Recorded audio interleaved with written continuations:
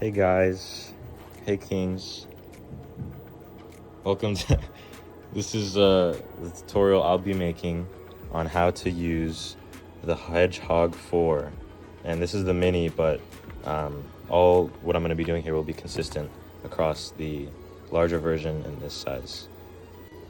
So first is setup. This is an extremely simple setup I have here. It's just the board and one light.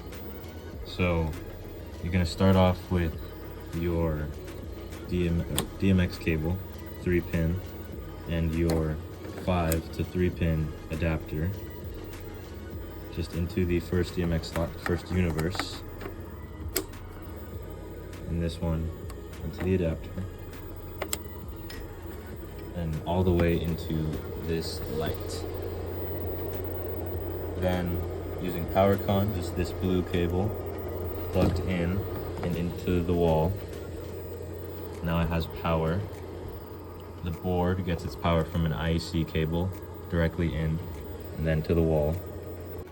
So the first step would be to patch your fixture in. This is just one. That's what we'll be using today. So first gonna press setup, then it'll bring up this small tab, press patch, and it'll bring up your fixture window. Then add your fixture. It'll pull up your library.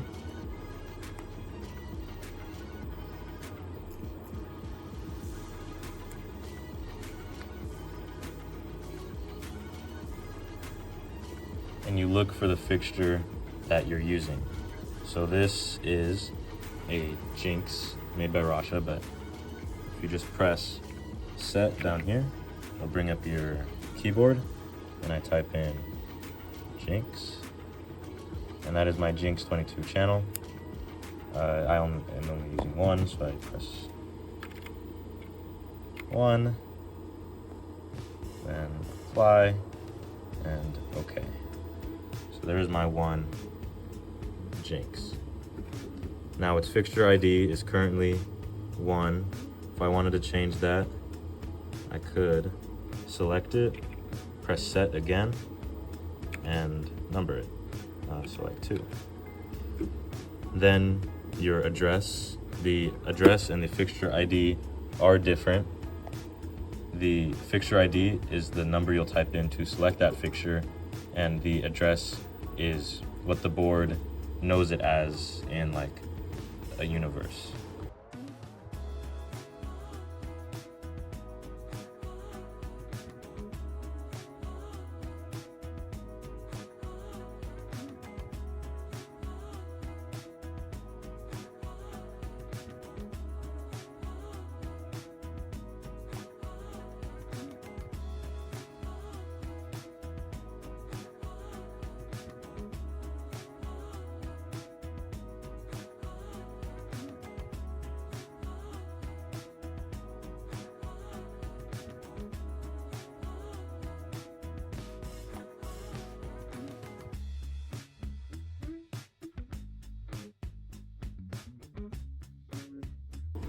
So now that I have this here, I can go to my keyboard and press 2 at. It'll bring up this patch page. So this is your first, second, third, and fourth universes. Since this cable is plugged into the first universe, you're just gonna patch it into the first one. You can select and just press OK. And it'll automatically give it a patch number to the first available patch, and so that is 1. Your next step is to go to your fixture, open it up, and set this address to the one that's on your board.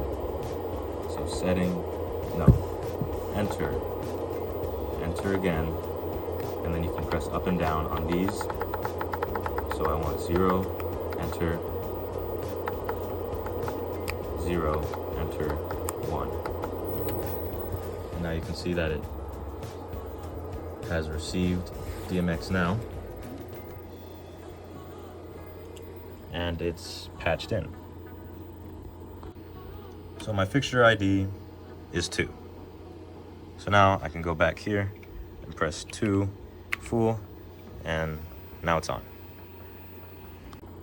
I can also just press 2 enter and I'll have it selected, and I can mess with the intensity fader on the board. There's a few parameters you can choose from. Down here, there's intensity, position, color, beam, effect, time, group, and fixture. I'll just be going over intensity, position, color, beam, and effect. I rarely use these three, if ever. So the first one is intensity. You can control the brightness here all the way up to 100. The position faders are also here, but if you just go to position, it brings up the same thing. Tilt, just like that. Tilting it up and down, and pan is swiveling left and right. Then your color. This fixture specifically only uses gels, so that's just physical gels that are inside the light to create the colors that it uses. So you can't open up your color wheel, but you can double tap color and press this button right here to bring up a large color wheel. That doesn't work for this, but once you pull up color, it will bring up your sliders here, and you can see it has its colors.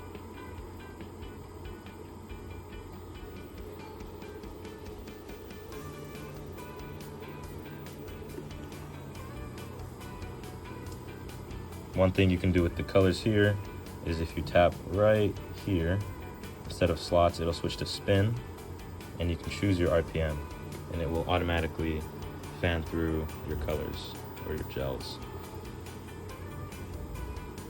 Turn that back down. Go back to slots. Now, beam, there's a few different beam like subsets, but the first one is gobo rotation, and gobo shake. So this is the first gobo selector. You just have a few to choose from. But your first thing you'll be doing as soon as you select any gobo is, if you look, it's not really displaying anything. It's just kind of a mess. So you go back to your beam, and if you press beam again, it'll switch on to the next tab, and you have zoom and focus here. If you mess with these sliders, let's see if I can capture all this. You can see it's zooming, and then focus until you get the right thing you want. It depends on the distance and your zoom, how much you need to focus, but this is what I have for this, just at this. A better look at this is kind of like that. See, I've brought up the zoom and focus. If I zoom it in more, it becomes less clear, but I mess with focus and it starts to come clear. It's a little washed out, but you can see it there. It's supposed to be like branches. And so you can select any of your gobo ones and it'll come out clean.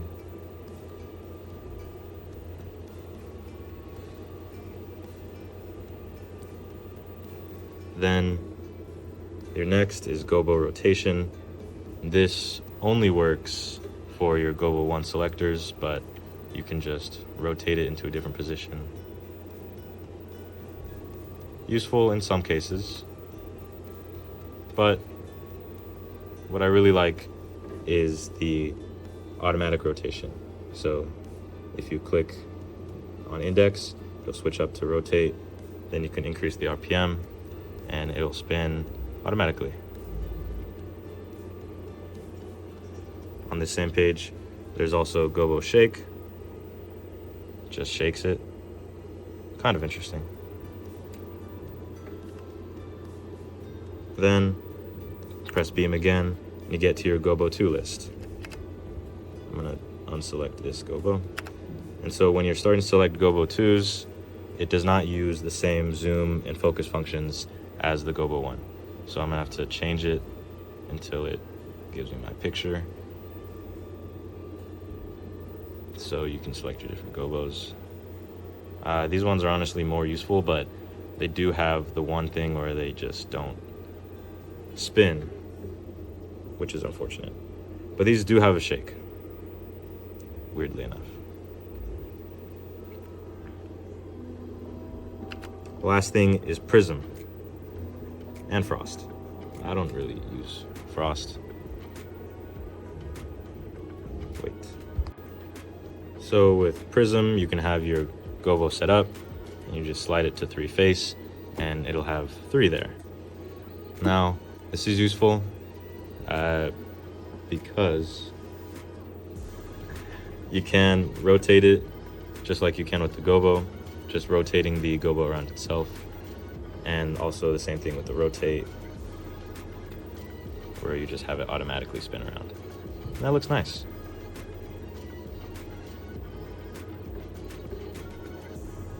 And that is it for the beam panel.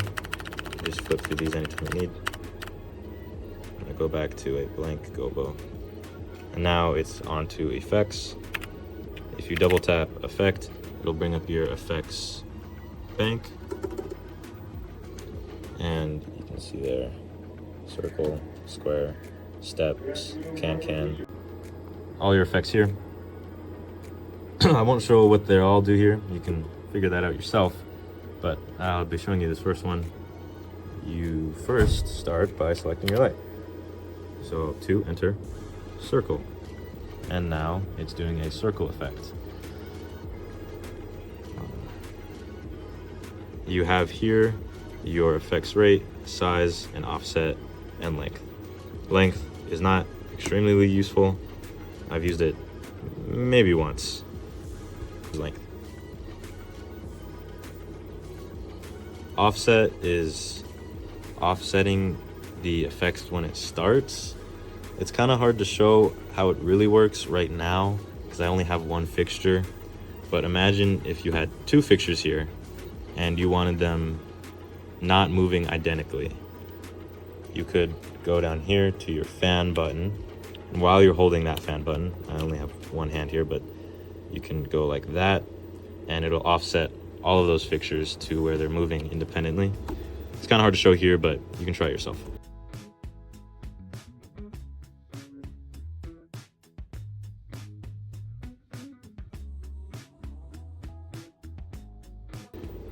Then effects rate by BPM, it'll just start speeding up. Effect size, it uses degrees to dictate how wide your effect will go. And that's it as far as basic functions, but I will show you how to record something you like.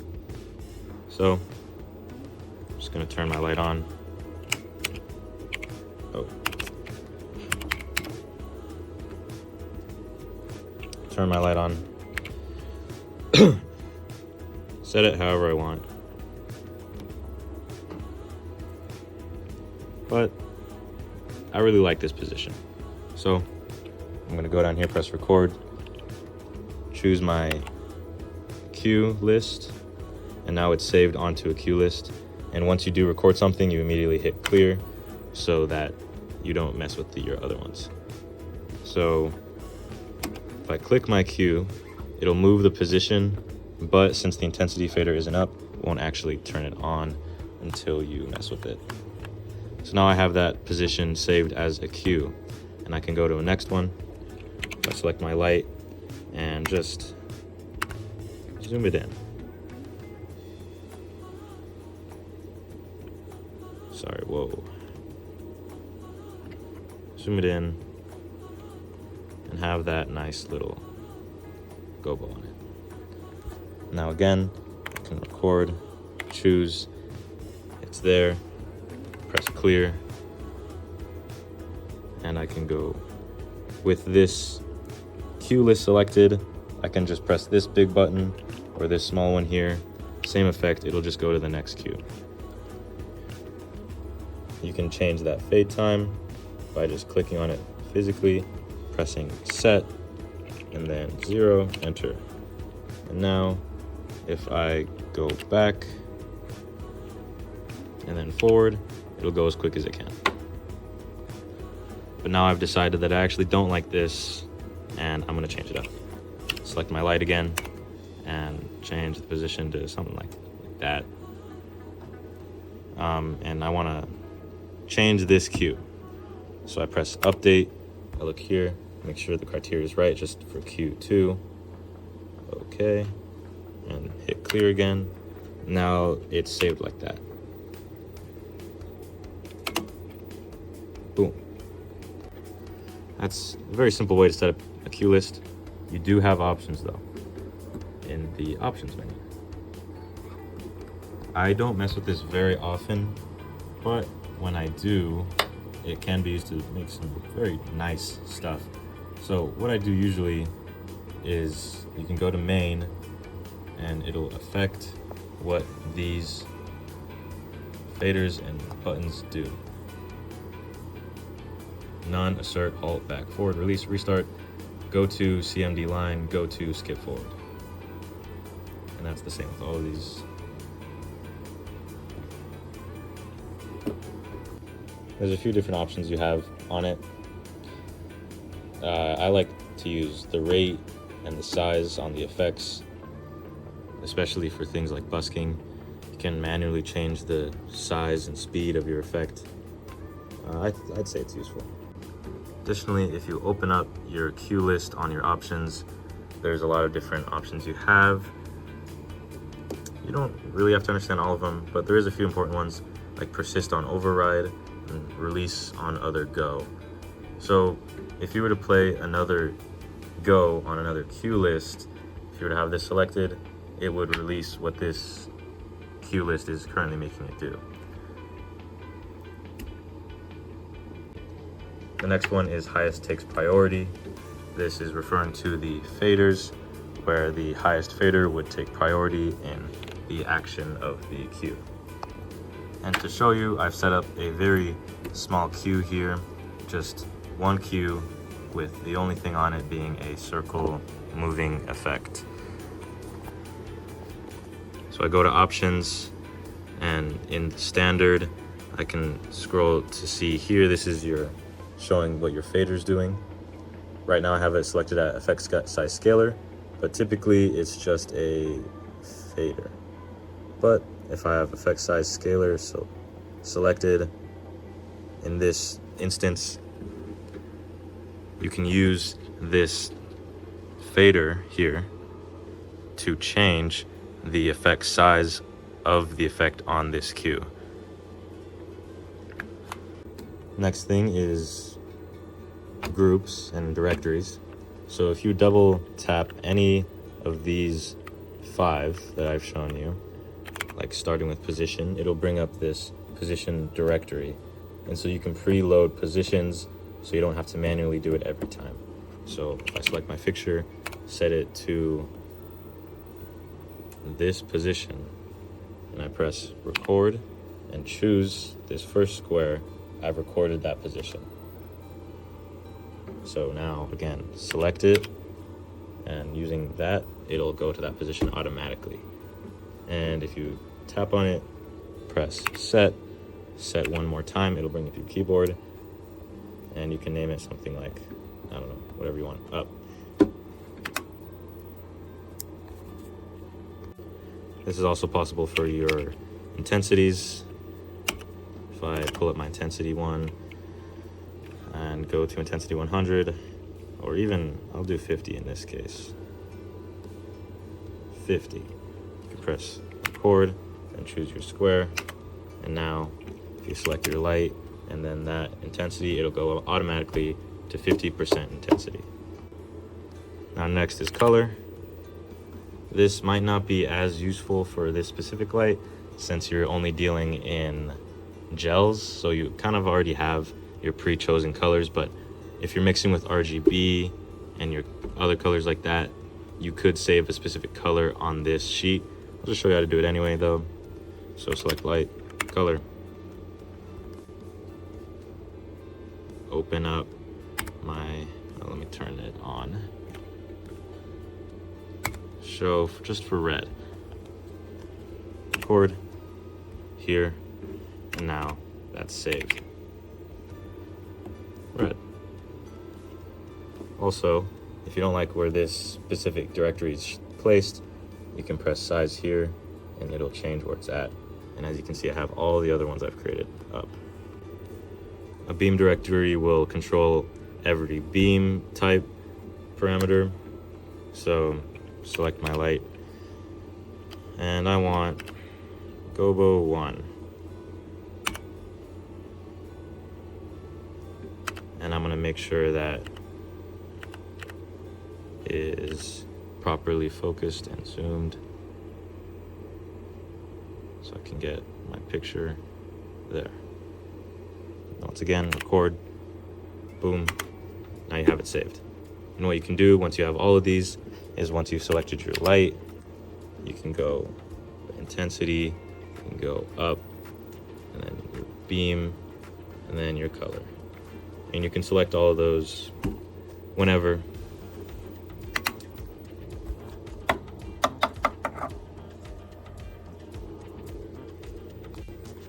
And if I were to say, use these to create a cue, I like this, I'm going to record it here. Well, now I have that recorded, but if I were to change the up position or the intensity position, since the recorded cue is referencing back to these two directories, it would change it. So say I change this intensity up to 100, then it would automatically change this recorded cue to 100 since it's using this as its reference.